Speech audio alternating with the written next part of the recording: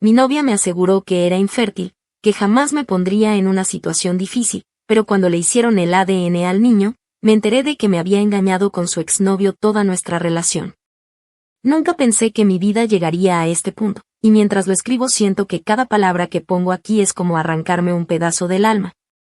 Porque no es fácil reconocer que fui engañado de la forma más sucia posible por la persona en quien más confiaba. Cuando conocí a Emily, me parecía la chica perfecta. Era divertida, inteligente, siempre tenía una respuesta rápida para todo, una sonrisa que iluminaba cualquier lugar al que entraba.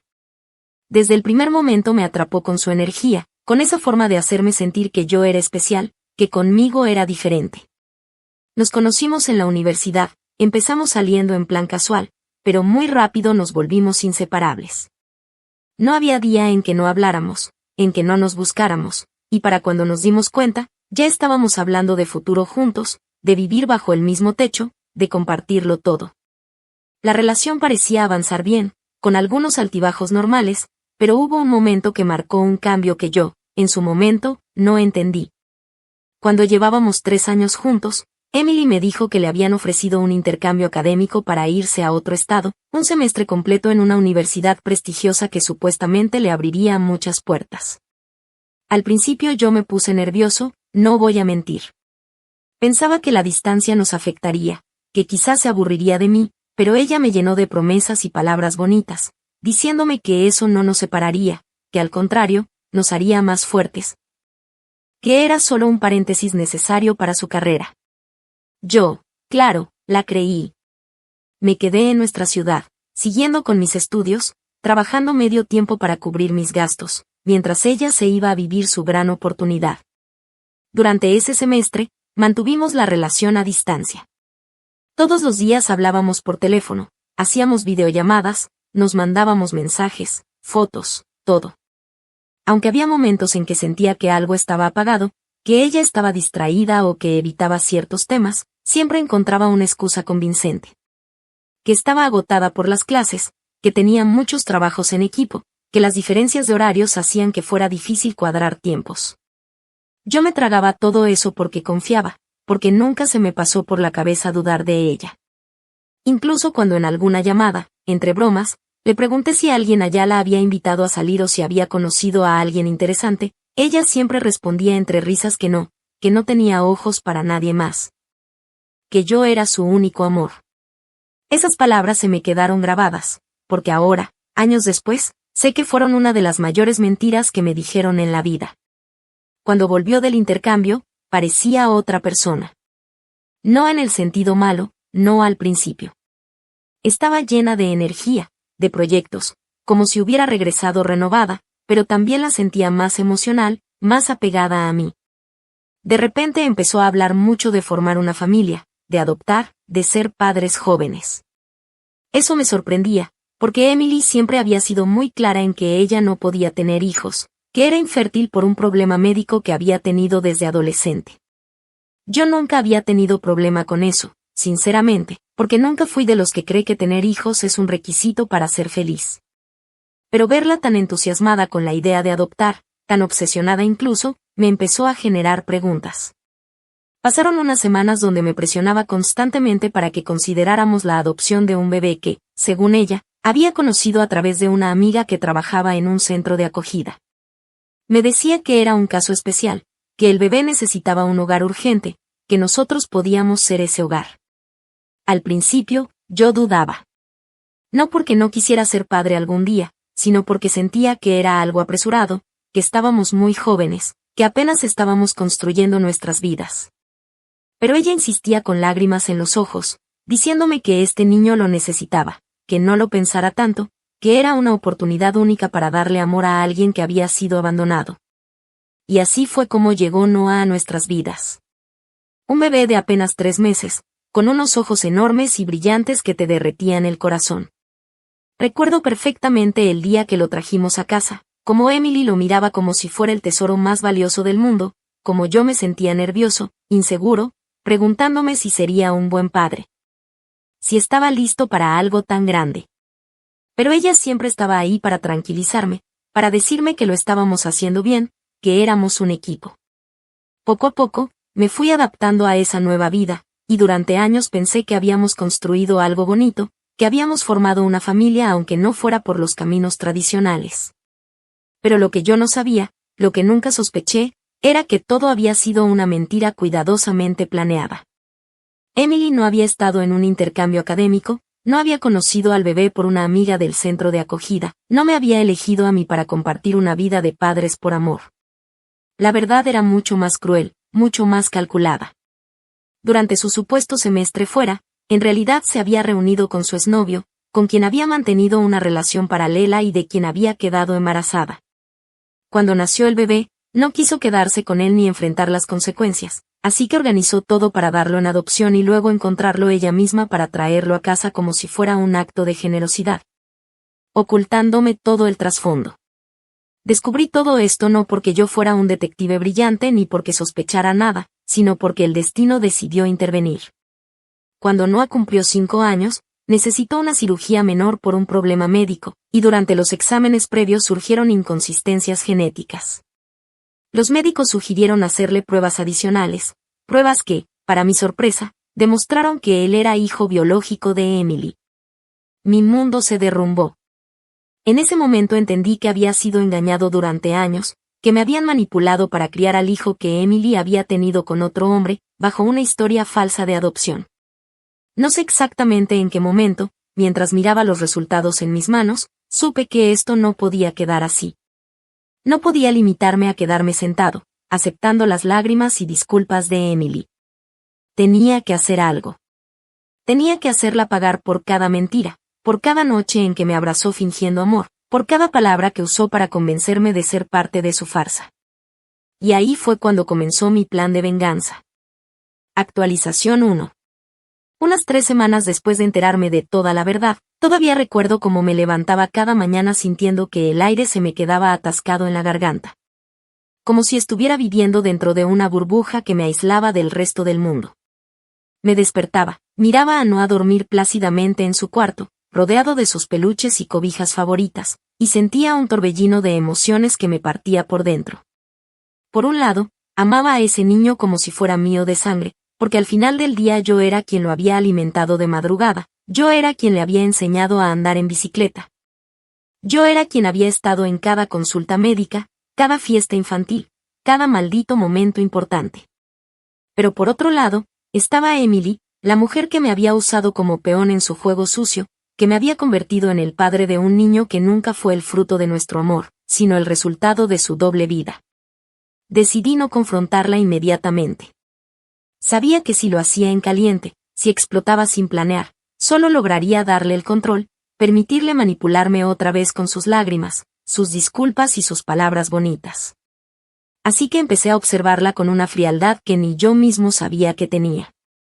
La miraba cuando estaba distraída, cuando jugaba con Noah, cuando se maquillaba frente al espejo, cuando me abrazaba por la espalda en la cocina. Cada gesto suyo me parecía ensayado, falso, como si ya no pudiera ver a la misma persona que había amado. Y mientras ella vivía su vida pensando que todo seguía igual, yo preparaba mi mente para lo que vendría. Primero, empecé a reunir toda la documentación posible. Busqué papeles del proceso de adopción, correos electrónicos, mensajes antiguos, incluso las pocas fotos que Emily me había mostrado de aquel supuesto intercambio académico. Revisé cada detalle con lupa, cada fecha, cada firma, cada maldito documento, hasta encontrar huecos y contradicciones. No tardé mucho en ver que algo no cuadraba. Los certificados de adopción tenían firmas de una agencia que, al investigar, descubrí que nunca había estado acreditada oficialmente. Y las fechas del viaje de Emily no coincidían con el semestre de intercambio que me había mencionado. En ese momento, supe que tenía pruebas suficientes para armar un caso. Pero no era solo un asunto emocional. Esto era legal. Ella había falsificado documentos, había construido toda una historia de adopción fraudulenta, y yo tenía las herramientas para derrumbarla. Mientras tanto, seguía jugando mi papel de pareja amorosa. La dejaba hablar, la dejaba organizar cenas familiares, incluso sonreía cuando me abrazaba en público. Pero por dentro, cada vez que ella se inclinaba hacia mí para besarme, yo solo pensaba en lo que estaba por venir. Guardaba cada interacción como si estuviera llenando un archivo secreto en mi cabeza. Me preguntaba, ¿sabrá lo cerca que está de perderlo todo? ¿Tendrá idea de que estoy documentando cada paso para aplastarla legalmente? Lo curioso es que no parecía sospechar nada. Seguía actuando como si yo fuera el mismo tipo ingenuo de siempre, el que aceptaba todo sin preguntar, el que creía ciegamente en su palabra. Eso era lo que más me daba rabia, que ella confiara tanto en su poder de manipulación que ni siquiera se le ocurriera cuidarse. Finalmente, el detonante vino de manera inesperada. Una noche, mientras estaba revisando la computadora en casa, encontré una carpeta de fotos mal guardada, un desastre de archivos que no parecían tener relación entre sí. Ahí, entre selfies y fotos viejas de fiestas, encontré imágenes de ella embarazada. No eran muchas, pero estaban ahí, ella de perfil, tocándose la barriga, con una expresión de ternura que nunca había mostrado frente a mí. Estaban fechadas justo en el semestre del supuesto intercambio. Las guardé una por una, respirando hondo para no estrellar la computadora contra la pared. Esas fotos eran la confirmación visual de todo lo que ya sabía, pero también eran la llave para que su familia, sus padres, sus hermanos, sus amigos, supieran la verdad. Porque Emily había vivido no solo mintiéndome a mí, sino a todos los que nos rodeaban, construyendo una imagen de perfección, de mujer fuerte, generosa, incapaz de hacer daño. Así que elaboré el primer paso de mi venganza, destruir su reputación. Creé un correo falso, armé un mensaje cuidadosamente redactado, donde contaba la historia completa, cómo Emily había fingido un intercambio, cómo había quedado embarazada de su exnovio, cómo había dado al bebé en adopción solo para traerlo de vuelta y hacerme creer que éramos una familia construida juntos. Adjunté las fotos, las inconsistencias legales, los documentos, todo. No era un mensaje lleno de insultos ni rabia explícita. Era un mensaje frío, factual, lleno de pruebas. Y lo envié a cada persona importante en su vida. A sus padres, a sus hermanos, a sus mejores amigos, incluso a algunos colegas del trabajo. Quería que cada persona que la rodeaba supiera exactamente quién era. La mañana siguiente, Emily se despertó como si fuera un día normal. Preparó café, me besó en la mejilla, jugó con Noah en la sala mientras yo miraba mi teléfono, esperando el momento exacto en que los mensajes empezarían a llegarle. Y cuando por fin su celular empezó a sonar, a vibrar, a llenarse de notificaciones, vi cómo su rostro se transformaba. Primero una expresión de confusión, luego de pánico, luego de absoluta desesperación. Corrió al cuarto, se encerró, empezó a hacer llamadas, a responder mensajes. Yo, mientras tanto, me quedé en la sala jugando con Noah, sintiéndome más tranquilo de lo que había estado en semanas. Ese fue solo el primer golpe. Y apenas estaba comenzando. Actualización 2. Un mes después de que envié aquellos correos, la vida en nuestra casa se había convertido en un espectáculo digno de una película. Emily ya no era la mujer segura de sí misma, la que caminaba con la frente en alto y una sonrisa perfecta en los labios, sino una sombra nerviosa de lo que había sido. Alguien que miraba su teléfono con ansiedad cada pocos minutos, que saltaba cada vez que sonaba un mensaje, que se encerraba en el baño a llorar cuando creía que yo no la escuchaba. Las reacciones de su entorno no se hicieron esperar. Sus padres la confrontaron, exigiéndole respuestas. Me enteré porque uno de ellos incluso me llamó en privado, pidiéndome detalles. Ellos, que siempre me habían visto como el buen novio, el tipo tranquilo que se dejaba llevar por las decisiones de su hija, de pronto entendieron que había otra cara que nunca habían querido mirar. Su hermano mayor me buscó directamente, invitándome a tomar un café para pedirme perdón por haberme tratado siempre como alguien poco ambicioso, diciéndome que nunca imaginó que Emily fuera capaz de algo tan retorcido.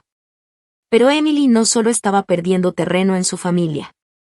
También en su trabajo las cosas se habían puesto difíciles. Ella trabajaba en una organización sin fines de lucro, y su imagen pública era fundamental para mantener su red de contactos, donantes, aliados. Cuando los rumores comenzaron a filtrarse, cuando algunos de sus conocidos empezaron a murmurar sobre escándalos personales que podían poner en duda su integridad, las invitaciones a eventos disminuyeron. Las reuniones a las que antes asistía con confianza se volvieron incómodas, llenas de miradas furtivas, de susurros. Ella trataba de mantener la fachada, se arreglaba más que nunca, Intentaba proyectar que todo estaba bajo control, pero yo la veía desmoronarse por dentro. Cada noche, cuando apagaba las luces de la casa, la escuchaba suspirar largo, como si cargara un peso enorme. Y yo, en silencio, disfrutaba cada segundo. Mientras tanto, yo no me quedé quieto. Sabía que la humillación pública era solo una parte del castigo. Necesitaba arrebatarle lo que más le importaba, el control. Emily siempre había manejado nuestra relación, nuestras decisiones, incluso la narrativa de nuestra vida. Pero yo me propuse demostrarle que ahora las reglas habían cambiado. Empecé a recopilar evidencias legales, trabajando de la mano con un abogado amigo mío que se interesó personalmente en el caso cuando le conté los detalles. No era solo una cuestión de orgullo herido. Emily había falsificado documentos, había cometido fraude al presentar el proceso de adopción como si se tratara de un niño sin relación sanguínea. Y eso tenía consecuencias legales. Cuando mi abogado me explicó las posibilidades, supe que tenía entre manos una herramienta poderosa. Podía abrir una demanda formal que no solo la enfrentaría a problemas legales, sino que también la pondría contra las cuerdas económicamente. Al mismo tiempo, decidí contactar a Eason, el exnovio, el verdadero padre biológico de Noah. No fue difícil encontrarlo, bastó con buscarlo en redes sociales, ver las fotos de sus fiestas, sus comentarios arrogantes, su vida aparentemente despreocupada. Le mandé un mensaje directo, uno sencillo pero contundente: quiero hablar contigo sobre tu hijo. Tardó unos días en responder, pero cuando lo hizo, lo primero que me soltó fue un ¿de qué diablos hablas?, seguido de una cadena de insultos. No le dije nada más por escrito, sino que lo cité a una reunión en una cafetería local. Cuando nos encontramos, llevaba conmigo todos los documentos, las pruebas, los resultados de ADN, las fotos de Emily embarazada, todo perfectamente organizado. Le conté la historia de principio a fin, sin omitir detalles, mostrándole cómo había sido manipulado yo, pero también él, que ni siquiera sabía que tenía un hijo en el mundo. Eason primero reaccionó con una mezcla de risa incómoda y nerviosismo, diciendo que Emily era una perra manipuladora, palabras de él, no mías, y que no quería tener nada que ver con ese niño. Pero cuando le expliqué que, legalmente, podía terminar pagando manutención atrasada y que el Estado podía reclamarle derechos y obligaciones como padre, lo vi palidecer. Salí de esa reunión con una sonrisa que no pude contener ni cuando llegué a casa. Emily todavía no sabía que había puesto en marcha la segunda fase de mi plan, convertir a su exnovio en su verdugo financiero. Mientras ella seguía intentando salvar apariencias, yo había sembrado la semilla del caos entre ella y el hombre que una vez había elegido por encima de mí. Porque ahora Eason ya no era solo un recuerdo del pasado, sino una amenaza viva, alguien dispuesto a enfrentarla para proteger su propio pellejo. Recuerdo perfectamente una noche, unas semanas después, cuando Emily llegó a casa con los ojos hinchados de tanto llorar. Yo, sentado en el sofá jugando con Noah, la miré al entrar, y ella simplemente murmuró que necesitaba darse un baño, que había tenido un día horrible. Fingí preocupación, preguntándole qué había pasado, y ella, tragándose las lágrimas, me dijo que era estrés del trabajo. Por supuesto, yo sabía la verdad, sabía que Eason la había contactado, que le había exigido explicaciones, que había amenazado con arrastrarla a los tribunales si no encontraba una salida para el desastre que había armado. Y verla desmoronarse en silencio, verla caminar por la casa como un fantasma, fue para mí una satisfacción difícil de describir. No porque disfrutara del sufrimiento ajeno en general, sino porque sabía que era el sufrimiento que ella misma se había buscado. Esa noche, cuando Noah ya estaba dormido y Emily se había encerrado en el cuarto, me quedé solo en la sala, respirando profundo, sintiendo por primera vez en mucho tiempo que tenía el control de mi vida nuevamente. Sabía que todavía quedaban pasos por dar, que mi venganza no estaba completa, pero en ese momento, solo por un instante, me permití disfrutar del hecho de que Emily ya no podía fingir que era la dueña del juego. Ahora, cada carta que yo jugara sería un golpe más que la hundiría, lenta pero implacablemente. Actualización 3. Unos 2 meses después, cuando ya el caos personal y legal había empezado a devorar a Emily por dentro, fue cuando decidí pasar a la siguiente fase. La que realmente marcaría la diferencia entre simplemente castigarla emocionalmente y destruirla en el terreno que más le dolía, el económico y el legal. Hasta ese momento había disfrutado viendo cómo su mundo personal se resquebrajaba, cómo sus padres habían dejado de hablarle por vergüenza, cómo sus amigos se habían alejado lentamente, incapaces de sostener su fachada, y cómo incluso en el trabajo había empezado a enfrentar preguntas incómodas que antes jamás hubiera imaginado. Pero yo sabía que si me detenía ahí, si me contentaba solo con mirarla derrumbarse emocionalmente, ella tarde o temprano podría levantarse, podría rearmar su vida y quizás, con suerte, incluso darle vuelta a la narrativa para convertirse en una víctima más de un hombre resentido y vengativo. No, no podía permitirlo. Así que empecé a trabajar con mi abogado para formalizar las demandas que ya había preparado en silencio. No fue un proceso rápido ni fácil, porque involucraba revisar paso a paso todos los documentos de la adopción, identificar los puntos específicos donde Emily había falsificado información, comprobar que había cometido fraude al presentarme como el principal adoptante cuando, en realidad, sabía perfectamente que el niño era suyo de sangre. Mi abogado, un hombre meticuloso y algo cínico que disfrutaba desarmar casos como este, me dijo con una sonrisa casi burlona que teníamos material de sobra para reventarla. Y créanme, esas palabras me supieron a gloria. Mientras Emily creía que yo todavía estaba decidiendo si le daría otra oportunidad, yo ya había presentado una demanda por fraude, exigiendo la anulación de varios documentos legales, incluyendo cuentas conjuntas, contratos firmados durante nuestra relación, sobre todo, reclamando mi derecho a separarme completamente de cualquier responsabilidad financiera que pudiera recaer sobre Noah en relación a su padre biológico. Y aquí es donde las cosas se pusieron jugosas, porque al abrir este frente, indirectamente estaba empujando a Isen, el exnovio, a involucrarse legalmente también. Isen, que inicialmente había querido lavarse las manos, empezó a recibir cartas formales notificándole que si no asumía responsabilidad como padre, el Estado podría reclamarle pagos retroactivos de manutención. Eso lo puso contra las cuerdas. Y, por supuesto, ¿a quién culpó? A Emily. Las peleas entre ellos no tardaron en salir a la luz. Emily, que al principio intentó minimizarlo, pronto empezó a mostrar signos de desesperación. La escuchaba al teléfono, gritándole a Isen frases como «Tú sabías perfectamente lo que hacíamos, esto no era solo mi culpa», y, la que más me marcó, «Yo hice todo esto para protegerte a ti también». Me costaba no reírme mientras escuchaba esas conversaciones desde la otra habitación. Ella, que siempre había querido proyectar control y superioridad, ahora estaba rogándole a un hombre que claramente ya no quería nada con ella, tratando de salvarse de un lío que ella misma había creado. Pero no me detuve allí. Sabía que legalmente podía aún apretar más. Aproveché cada pequeño error financiero que había cometido durante nuestra relación, préstamos personales que había abierto usando mi nombre como garantía, compras conjuntas que ella había registrado como propias, gastos familiares que, en realidad, eran encubrimientos de pagos que hacía a escondidas, incluso donaciones infladas para su trabajo que ahora no podía justificar del todo. Con la ayuda de un asesor financiero, armé un paquete completo de demandas civiles que prácticamente la arrinconaron.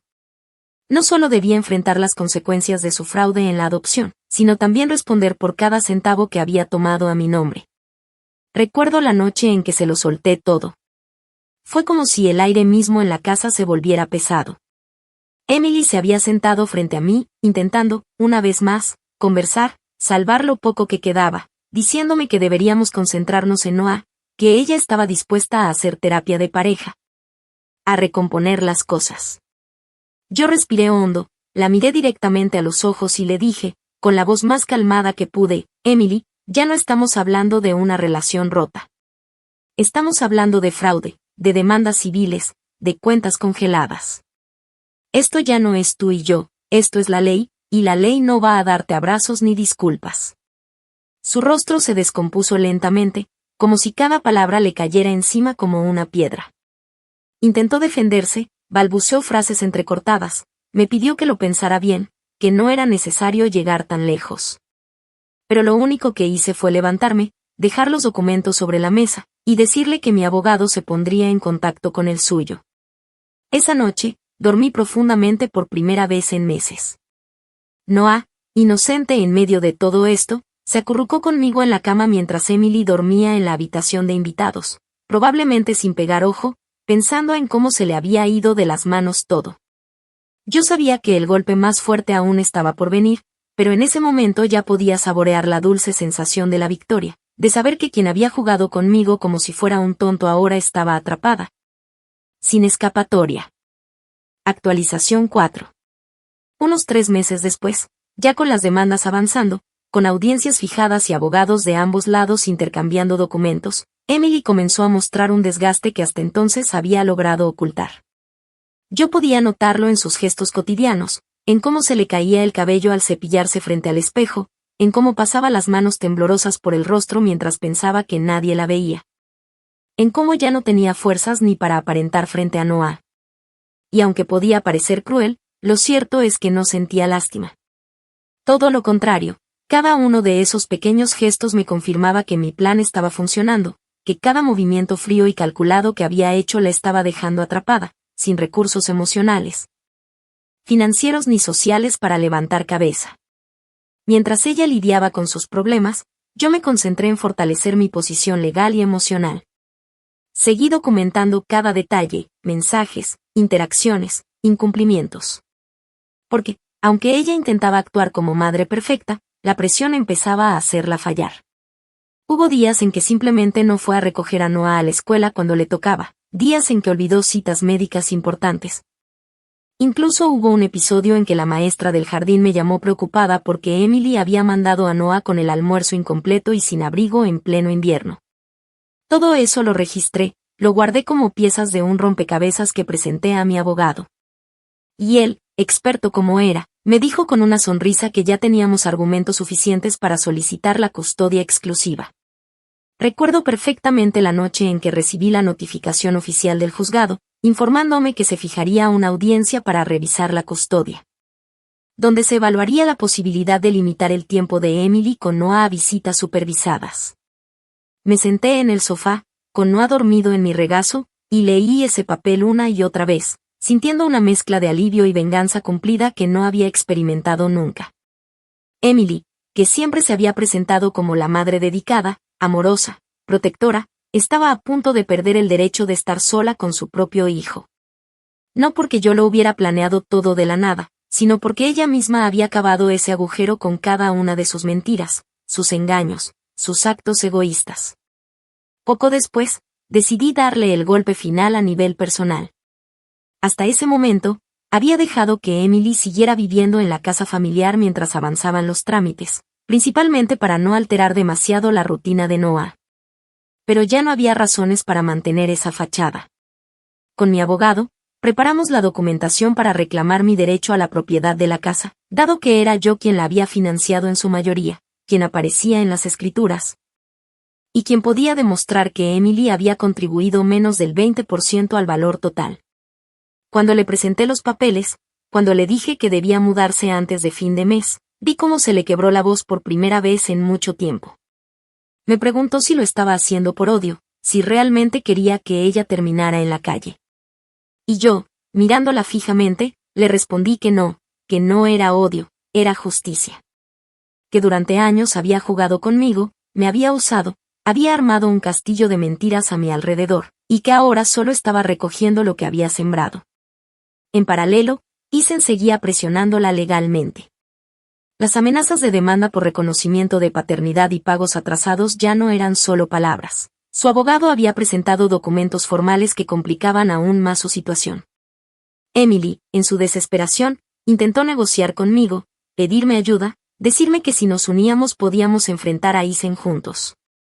Pero yo ya no era ese hombre ingenuo que se sentaba a escuchar sus planes y propuestas. Le respondí con calma, explicándole que cada uno debía enfrentar las consecuencias de sus propios actos, que yo ya había hecho lo suficiente por cargar con responsabilidades que nunca fueron mías. Noah, mientras tanto, seguía siendo mi prioridad absoluta. Me aseguré de que no sintiera el peso de lo que pasaba a su alrededor, manteniendo sus rutinas, llenándolo de cariño, explicándole solo lo necesario para que no se sintiera confundido o culpable. Hubo noches en que se despertaba preguntando por su madre, y yo, tragándome el nudo en la garganta, le decía que ella estaba ocupada, que pronto podrían verse, que él no debía preocuparse por nada. Porque si algo tenía claro era que, por muy rota que estuviera la relación con Emily, Noah no tenía la culpa de nada. En los días previos a la audiencia, Emily estaba hecha polvo. Apenas comía, apenas hablaba, se encerraba horas en su cuarto, haciendo llamadas desesperadas, buscando abogados nuevos, intentando encontrar alguna grieta legal que le permitiera salvarse. Pero ya era tarde. Todas las cartas estaban sobre la mesa. El día de la audiencia, me presenté con mi abogado y con una carpeta llena de documentos, pruebas, testigos listos para declarar. Emily llegó sola, con el rostro pálido, las ojeras marcadas, el cabello recogido de cualquier manera. Cuando se sentó frente al juez, vi por primera vez en ella algo que nunca había visto antes, miedo verdadero. No el miedo fingido, no las lágrimas estratégicas, sino un miedo profundo, el miedo de alguien que sabe que está a punto de perderlo todo. Cuando salimos del juzgado, con la decisión a mi favor, custodia principal para mí, visitas supervisadas para ella, y una revisión financiera que la obligaría a responder por sus actos pasados.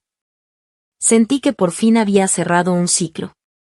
No fue un triunfo fácil ni rápido, pero fue justo. Y mientras Emily salía por otra puerta, derrotada, evitando mirarme a los ojos, yo levanté la cabeza, tomé la mano de Noah y supe que habíamos salido del otro lado, que la tormenta había pasado. Y que ahora solo quedaba reconstruir, empezar de nuevo, lejos de las mentiras, del control y de la manipulación. Actualización final. Pasaron cerca de 6 meses desde aquella audiencia final, y puedo decir, sin exagerar, que esos fueron los meses más extraños y a la vez más liberadores de mi vida. La primera semana después de obtener la custodia exclusiva fue una mezcla caótica de emociones. Por un lado, me sentía victorioso, como si por fin hubiera recuperado mi vida, como si hubiera dejado de ser un personaje secundario en la historia de Emily para convertirme en el verdadero protagonista de mi propio camino. Pero por otro lado, estaba agotado, física y mentalmente, como si cada músculo de mi cuerpo hubiera acumulado años de tensión que recién ahora empezaban a aflojarse. Noah, sin saberlo, fue mi ancla. Su inocencia, su energía, su forma de mirarme como si yo fuera su mundo entero, me recordaban todos los días por qué había peleado tanto. Me dediqué por completo a él, armando una rutina nueva, limpia, sin las interrupciones ni las manipulaciones de Emily. Lo llevaba al colegio por las mañanas, lo recogía por las tardes, nos sentábamos a hacer tareas juntos, jugábamos en el parque, cocinábamos los fines de semana. Cada pequeño momento, cada detalle cotidiano, se convirtió en una forma de sanar, de recuperar el tiempo que, de alguna manera, había sido ensuciado por las mentiras. Mientras tanto, Emily intentó por todos los medios mantener una mínima relación con Noah, pero su acceso estaba limitado a visitas supervisadas, y cada vez que nos encontrábamos en los puntos acordados, era imposible no notar cómo había cambiado. Ya no era la mujer brillante, encantadora y segura que había conquistado a todos. Ahora era una figura apagada, desgastada, con un aire de desesperación que no podía ocultar ni detrás de la ropa cuidadosamente elegida ni del maquillaje.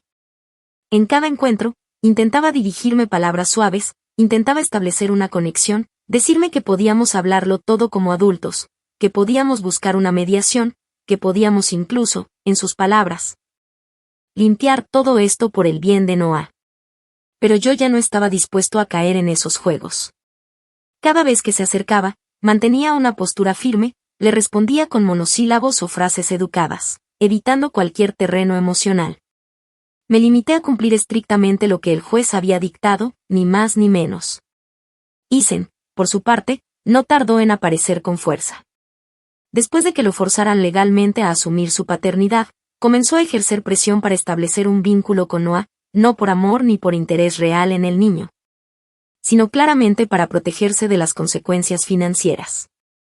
Pero ahí estaba yo, armado de documentos y abogados, preparado para demostrar que cualquier acercamiento debía ser monitoreado y aprobado por las instancias correspondientes. Emily, atrapada entre sus propios errores pasados y las exigencias del hombre con quien alguna vez había creído encontrar algo especial, terminó completamente sola. Fue entonces cuando se produjo el último acto de esta historia, la caída pública definitiva. Un día, sin previo aviso, Emily fue llamada por la organización donde trabajaba para una reunión de emergencia. No era difícil adivinar lo que estaba pasando, las quejas acumuladas, los rumores, los documentos filtrados, todo había terminado por explotar. Me enteré poco después, por conocidos en común, que había sido suspendida de sus funciones, mientras investigaban posibles irregularidades en donaciones y fondos que, de alguna manera, también se relacionaban con las inconsistencias legales que yo había expuesto en mis demandas. Era como ver cómo una ficha de dominó, al caer, había arrastrado consigo una cadena entera. Emily, que tanto se había esforzado por mantener una imagen perfecta, se enfrentaba ahora no solo a la vergüenza personal, sino a la ruina profesional. Recuerdo con una claridad escalofriante la última vez que me buscó, desesperada, en la puerta de mi casa. Era un sábado por la tarde, yo estaba jugando con Noah en el jardín delantero cuando escuché que alguien golpeaba, casi aporreaba, la puerta principal. Salí a ver y ahí estaba ella, demacrada, los ojos enrojecidos, las manos temblorosas. Me dijo que necesitaba hablar conmigo, que necesitaba ayuda, que no sabía a quién más recurrir. Me explicó, entre sollozos, que Isen la había dejado totalmente sola, que sus padres le habían dado la espalda, que su trabajo estaba prácticamente perdido, que no tenía dinero ni un lugar donde quedarse. Me pidió que, aunque fuera por Noah, la ayudara a encontrar un pequeño lugar donde quedarse, que le prestara algo de dinero, que la apoyara para poder reconstruirse. La miré durante un largo rato, sintiendo dentro de mí una mezcla de emociones que me costaba identificar, algo de tristeza, quizás, algo de lástima, pero sobre todo, una sensación de justicia cumplida.